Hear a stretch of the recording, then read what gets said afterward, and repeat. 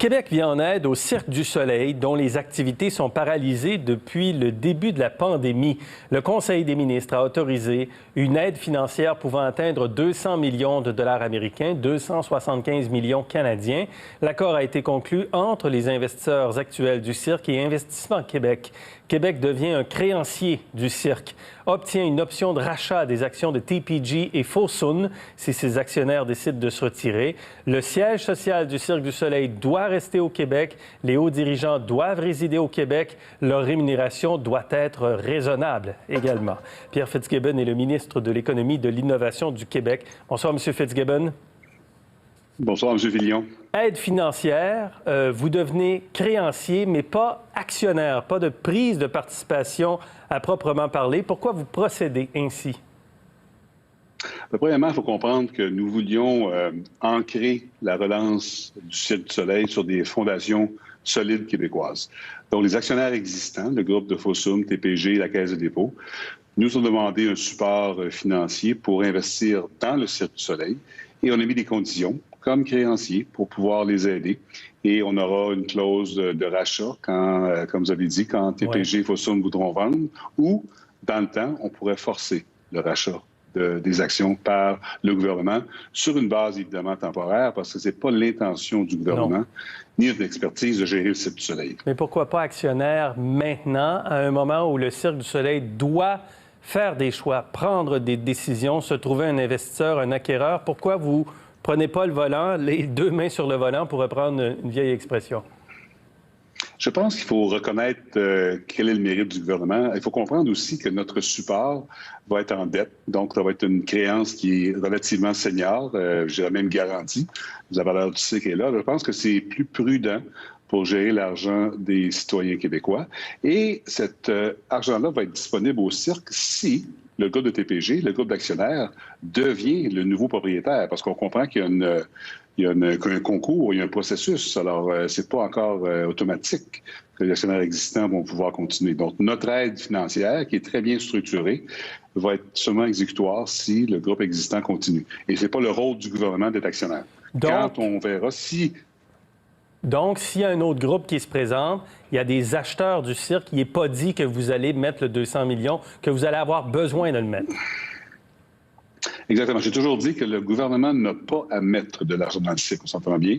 Dans le cas présent, dans le plan d'affaires qui a été proposé, il y a une structure de capital qui est, à notre avis, conservatrice, donc pas beaucoup de dettes, parce qu'on s'entend que le Cirque du Soleil, vous l'avez dit, a arrêté complètement de ses opérations. On va reprendre la vie au cirque, ça va prendre quelques années. Donc, il faut avoir une structure de capital très conservatrice, ce qu'on a eu présentement dans le support. Et là, on va voir ce qui va arriver avec les autres repreneurs. Certains sont publics sur leur intention. Alors, notre support va seulement être en place si le groupe actuel demeure propriétaire du cirque, ce qui n'est pas encore assuré non plus. Donc, si Guy Laliberté achète le cirque ou si Pierre-Carl Péladeau au Québécois achète le cirque, est-ce que vous allez être là ou il n'y a plus de soutien financier à ce moment-là? Non. Le soutien financier que nous avons accordé est basé sur des conditions financières et non financières. Alors, s'il y a quelqu'un qui devient propriétaire du cirque parce qu'ils vont offrir plus aux créanciers que le groupe existant et qu'ils respectent les conditions que nous avons établies, l'ancrage québécois, et s'ils ont besoin de nous, on sera là. Est-ce que votre soutien aujourd'hui vient sauver le Cirque du Soleil?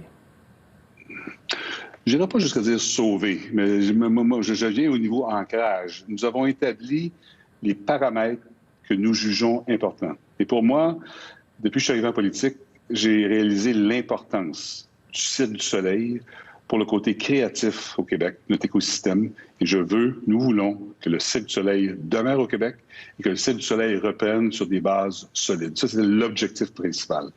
Ce qu'on a fait aujourd'hui avec les actionnaires existants, c'est qu'on établit la fondation sur laquelle nous pensons que le cirque peut redevenir ce qu'il était. Ça étant dit, nous ne sommes pas en contrôle de la situation. Vous savez très bien que ce sont les créanciers du cirque qui sont eux qui vont décider avec qui ils veulent faire affaire. Alors nous, on a choisi de travailler avec TPG parce que ce sont des actionnaires existants. Le cirque opérait bien quand même avant le COVID. Il y avait trop de dettes, mais il opérait bien.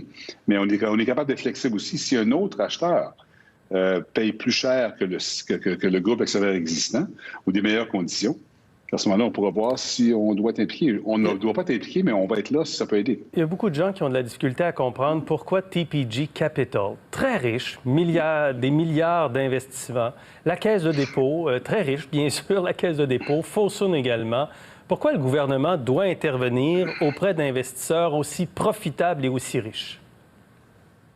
Bien, il y a beaucoup de choses. Premièrement, quand la transaction sera publique, parce qu'un jour, il va falloir que TPG parle de ce qu'ils vont faire, je veux juste dire que les actionnaires existants remettent de l'argent aussi. Il faut comprendre qu'il y a beaucoup d'argent qui va être requis pour repartir le site. On parle d'années. Moi, je pense qu'on parle de peut-être 2 à 3 ans avant de revenir peut-être à la profitabilité qu'ils avaient avant la crise du COVID. Deuxièmement, il faut comprendre aussi que le rôle de créancier principal garantit en quelque sorte s'il n'y a pas d'autres dettes.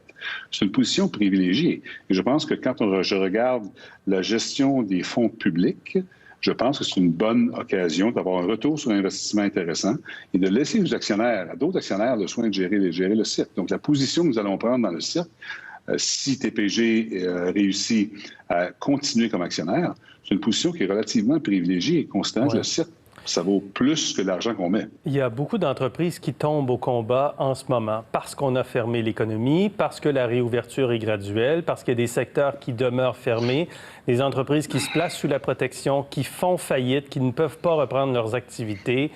Allez-vous les aider aussi, ces entreprises? Pourquoi aider le cirque et pas toutes les entreprises qui sont en difficulté financière? On va en aider plusieurs. Vous vous rappelez que le programme que nous avons annoncé, le PACTE, P-A-C-T-E, et le programme avec l'IFLI, on a présentement à peu près 1,8 milliard de demandes d'assistance. Et je pense que c'est le rôle du gouvernement pour les grandes sociétés, les grands donneurs d'ordre qui ont un impact important sur la relance économique. C'est le rôle du gouvernement, je pense, de mettre de la charge dans la batterie et de permettre que les entreprises survivent. Alors, le cirque, ce n'est pas la seule qu'on va aider. Est-ce qu'on aide une entreprise en aidant le Cirque du Soleil qui avait déjà des problèmes financiers et qui a pris des mauvaises décisions au cours des dernières années? Bonne question. Il faut faire attention. Quand on regarde le Cirque du Soleil, c'est intéressant de noter que la profitabilité du Cirque du Soleil, avant intérêt, on appelle le BAIA, vous êtes familier avec le concept, le BAIA du cirque était supérieur avant le COVID qu'il était en 2015 quand il a été acheté.